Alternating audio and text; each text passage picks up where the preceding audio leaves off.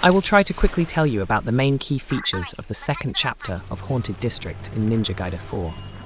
As you know, there is no map in the game, so look carefully at the locations I show you so you don't miss anything.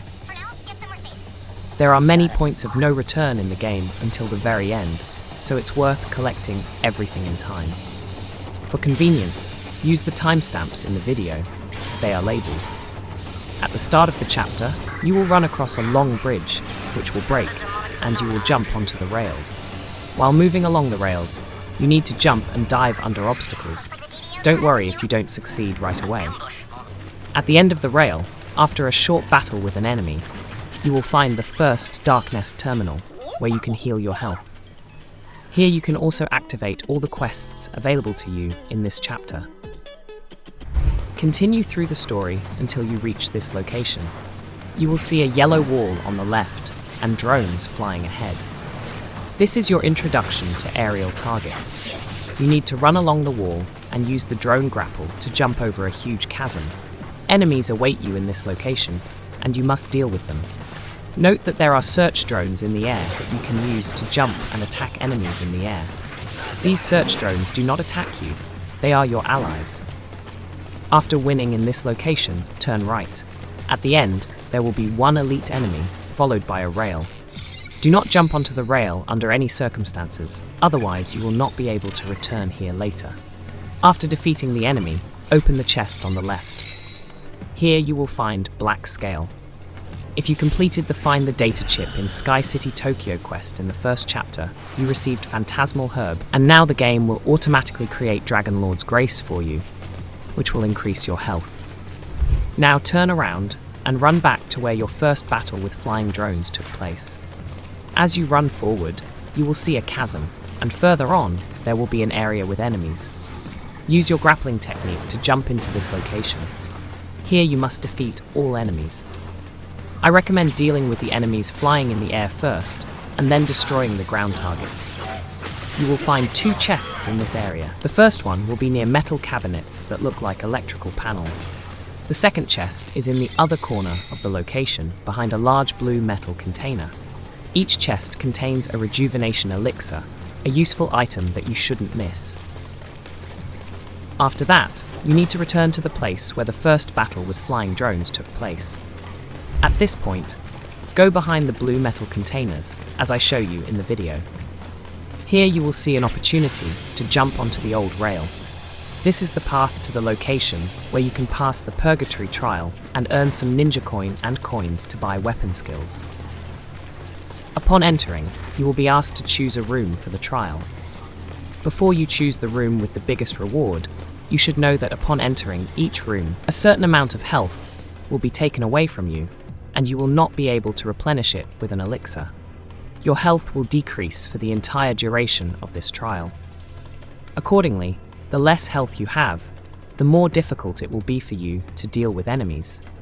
And the enemies are more difficult in the room with the better reward. So think carefully, considering your character control skills, which room suits you best. Of course, you can skip this trial. It is not mandatory, but only if the price of your victory, the potions used, is more expensive than the reward received. Now you can move on. Jump onto the rail next to the chest where you found the Black Scale.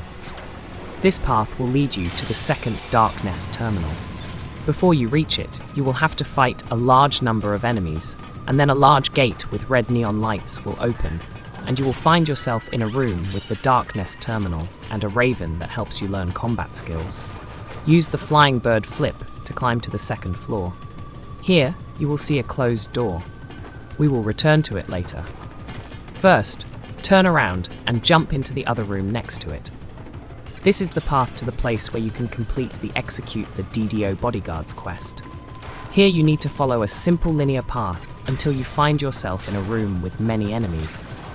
To successfully complete the mission, first try to destroy the enemies in the air who are shooting, and only then the targets on the ground. As a reward for this task, you will receive 3,500 ninja coins. The Execute the Otherworldly Invaders mission is also completed in this location, but even if you accept this quest, you will only be able to complete it on your second playthrough of this chapter after the finale. So for now, just ignore this quest.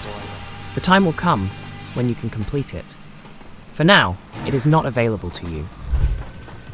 Return to the closed doors I mentioned earlier and continue with the storyline. You will find yourself back on the tracks. This path to the third DarkNest Terminal is a little more difficult. Along the way, you will see flying drones dropping obstacles onto the tracks. You can use your kunai to knock down these turrets. But if you don't succeed, don't worry. Even if you take damage from the obstacles, you will recover your health at the DarkNest Terminal, which will be accessible immediately after the rails without any enemies. In this room, turn right. Here you will find a chest. After that, jump on the metal containers to catch the Gourdy. There is only one Gourdy in the haunted district. In the new quest, you need to catch 5 of them. This will be done in the following chapters, but it is important not to miss it.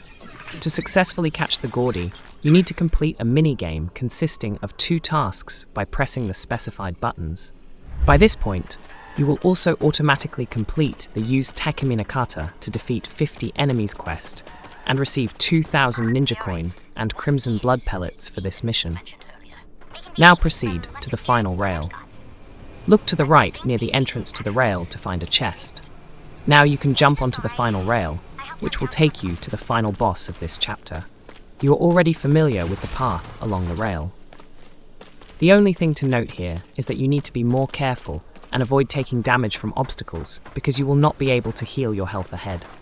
Try to navigate this last rail as skillfully as possible, especially since it is not difficult and you already have some experience.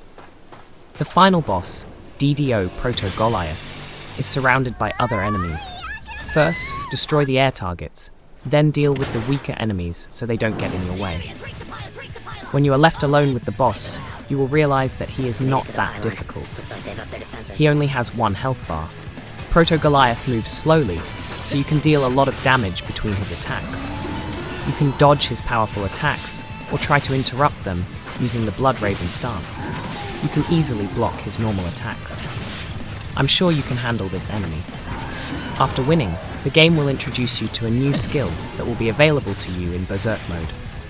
It is a wide-range attack. To successfully defeat the enemies that will appear after the boss, get closer to them, because although the Bloodbath Slaughter skill has a wide range, it is not unlimited. After that, you will break the pylon, and the chapter will be complete. If you found this video useful, please like it and subscribe to the channel. There is a lot of interesting stuff ahead. I also recommend watching other videos on Ninja Gaiden 4, for which a separate list has been created. I am sure you will find a lot of interesting and useful information there. See you in the next video, and take care, my friend.